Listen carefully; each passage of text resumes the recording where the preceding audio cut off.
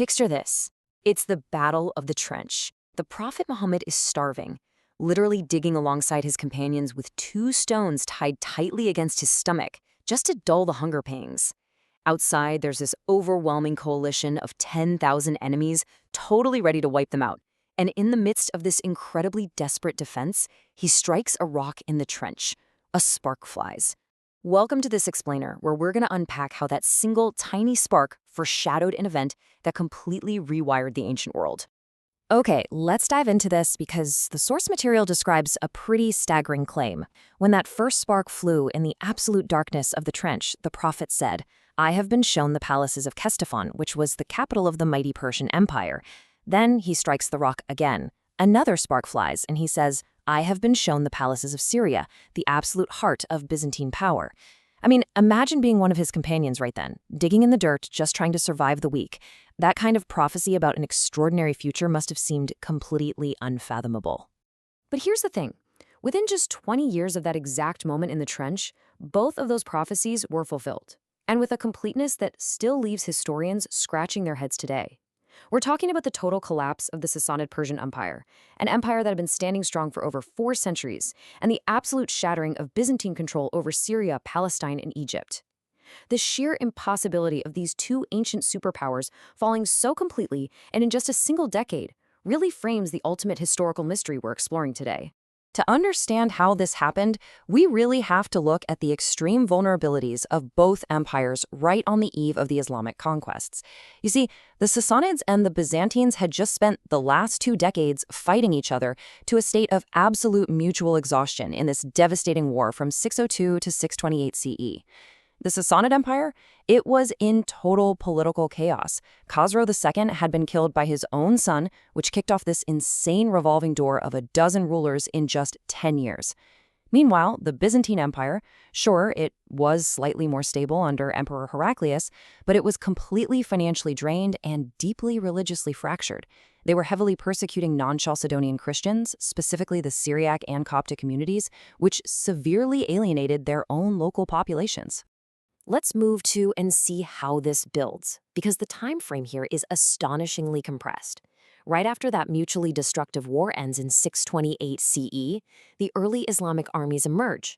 By 636 CE, they are already fighting the massive, decisive battles of Qadisiyah and Yarmouk. And by 641 CE, the complete Islamic conquest of Egypt is realized.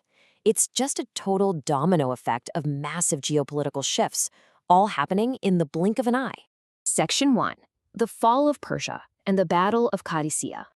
Just 12,000 men. That is the absolute high-end estimate of the Muslim forces at Qadisiyah. It was somewhere between 6,000 and 12,000 men. Talk about a stark David versus Goliath contrast, right?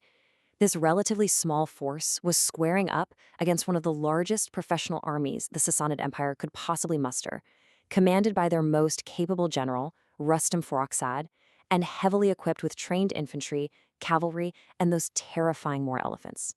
The text actually grounds this massive, chaotic scale of battle in some deeply human moments, specifically zooming in on the Muslim commander Sa'd ibn Abi Waqqas. Sa'd was an early convert known for his unwavering faith. In fact, he was one of the 10 promised paradise during their lifetimes. His conviction was so strong that when his own mother refused to eat or drink to try and pressure him into renouncing Islam, he flat out refused to yield. But what makes his command at Qadisiyah so incredibly unique is that he was suffering from severe boils at the time. He was literally too physically incapacitated to even ride a horse or put on armor. So he had to command this entire monumental battle from an elevated vantage point above the field. The battle itself was this brutal, intense 3 to 4 day slog. Those Persian war elephants initially caused massive panic among the Muslim cavalry. I mean, how could they not? But the Muslim forces quickly adapted. They used some brilliant tactical creativity, specifically targeting the elephant handlers and the eyes of the beasts to completely neutralize the threat. But the real decisive moment, according to the source, came in the final phase. A massive dust storm suddenly blew directly into the faces of the Persian forces. Rustam was killed in the ensuing chaos, and the Persian lines just completely collapsed. Interestingly, the text directly links this divine-like wind back to the very wind that saved the Muslims at the Battle of the Trench 15 years prior. Following that incredible victory at Qadisiyah, the Muslim forces advanced straight toward the Persian capital of Ctesiphon. In a display of just extraordinary collective courage, they daringly crossed the flooded Tigris River. When they finally arrived, the Persian court had already evacuated. So Sa'd ibn Abi Waqqas literally walks right into the great white palace of Ctesiphon, the exact palace the prophet had seen in that sparks flash. Standing there, in one of the ancient world's most magnificent architectural achievements, Sa'd poetically recited these verses from Surah Sabah, perfectly capping off the fall of a 400-year-old empire. Moving right along to Section 2, the Byzantine collapse, looking specifically at Yarmouk and Egypt. Now, Emperor Heraclius, over on the Byzantine front, was certainly not about to let his territories fall without a massive fight. He assembled a huge, well-equipped professional army to crush the Muslim forces in Syria.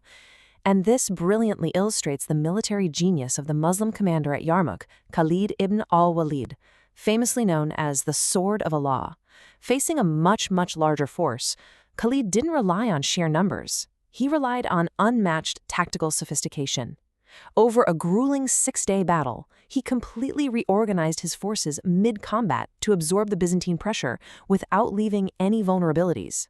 He masterfully identified the decisive point of engagement, the exact right moment and location to apply concentrated cavalry force to totally shatter the Byzantine formations. The results was absolute. The Byzantine resistance was shattered. What followed Yarmouk was a rapid domino effect. Heraclius was actually forced to flee, bidding a permanent farewell to Syria.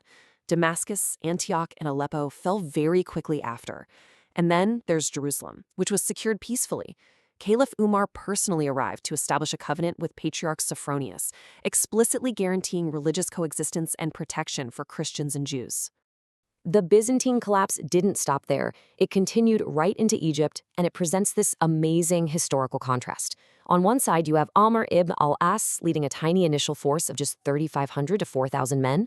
On the other side, they're staring down a monumental prize: highly protected Byzantine territory, the imposing fortress of Babylon, and Alexandria, the intellectual capital of the ancient world. Yet, the conquest succeeded incredibly fast by 641 CE. How? Well, primarily because the marginalized Coptic Christians, who had faced immense hostility under Byzantine rule, largely welcomed the new Islamic government's framework, which actually offered them genuine religious protection. Section 3, the honest answer. Why did they actually win? So the crucial point is that our sources actively avoid those overly simplistic, single-cause historical explanations. Instead, they synthesize 4 major converging factors that perfectly explain this historical anomaly. First, the Muslims exploited the external exhaustion and internal chaos of 2 empires that were totally drained by decades of war. Second, they leveraged brilliant military mobility and the undeniable tactical genius of commanders like Khalid.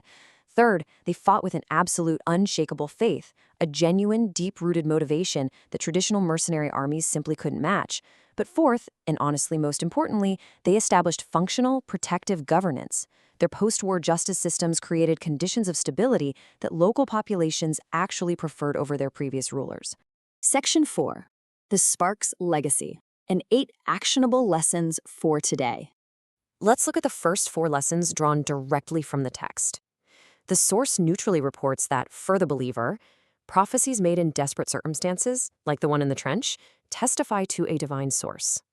Second, genuine motivation and true conviction will always outperform pure material incentives, whether that's on the battlefield or just in life. Third, the core message of these campaigns was fundamentally about liberation from arbitrary human authority to divine justice. And fourth, as we clearly saw in places like Egypt and Jerusalem, governance absolutely must genuinely serve and protect its people in order to endure historically. Now, what's really interesting about this slide is how it explores the birth of the Islamic Golden Age. Lesson 5 notes that massive external obstacles often hide deep internal weaknesses, just like those hollowed-out Byzantine and Persian empires. Lessons 6 and 7 highlight that civilizations truly thrive by integrating diverse intellectual traditions. These conquests ultimately preserved Greek, Persian, and Indian knowledge, creating a space for figures like Al-Khwarizmi, who literally gave us algebra, and Ibn Sina in medicine to flourish.